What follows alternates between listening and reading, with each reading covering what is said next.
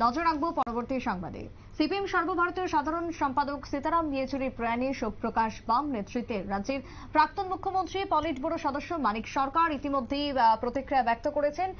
শূন্যতা অনুভবের মতো থাকবে এমনটাই বক্তব্য কোট আনকোট মানিক সরকারের। অন্যদিকে অপূরণীয় ক্ষতি বলবো না, কিন্তু ক্ষতি তো হলোই, এমনটাই বক্তব্য পেশ করেছেন বাম নেত্রী রমা দাস। অর্থাৎ আজকে সীতারাম ইয়েচুরির প্রয়াণ ঘটে, 72 বছর বয়সে তিনি শেষ নিঃশ্বাস ত্যাগ করেছেন। এই প্রসঙ্গে কি বক্তব্য উঠে এসেছে মানিক সরকারের শোনাবো, এবং তার পাশাপাশি রমা দাস তিনিও কি জানিয়েছেন শোনাবো।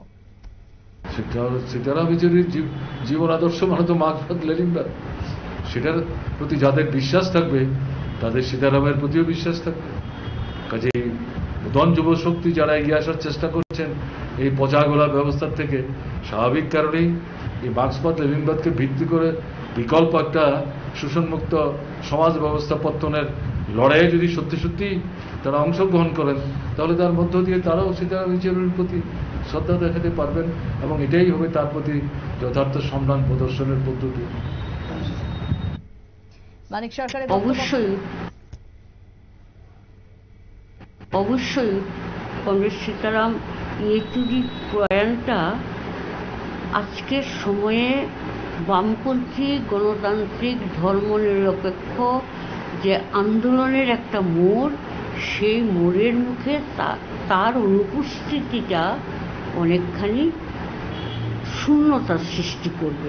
আমি বলবো না অপূরণীয় ক্ষতি, এটা বলবো না, কারণ কোনো মানুষের মৃত্যু করে জায়গাটা শূন্য থাকে না, অপূরণ হয় না এমন না।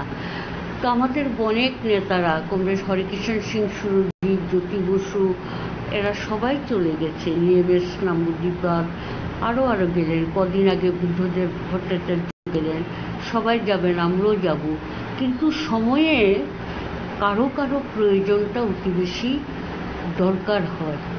যেমন আজকে সীতারাম ইয়েচুরি, ভারতবর্ষের বর্তমান রাজনৈতিক পরিস্থিতিতে একে মোকাবেলা করার জন্য সমস্ত বামপন্থী ধর্মনিরপেক্ষ গণতান্ত্রিক রাজনৈতিক দলগুলোকে নিয়ে যেভাবে তিনি মুভ করতে শুরু করেছিলেন, এটা দেশের গণতান্ত্রিক আন্দোলনের পক্ষে ক্ষতিকারক, এবং আমাদের বামপন্থী আন্দোলনের পক্ষে তো অবশ্যই ক্ষতিকারক। ধন্যবাদ।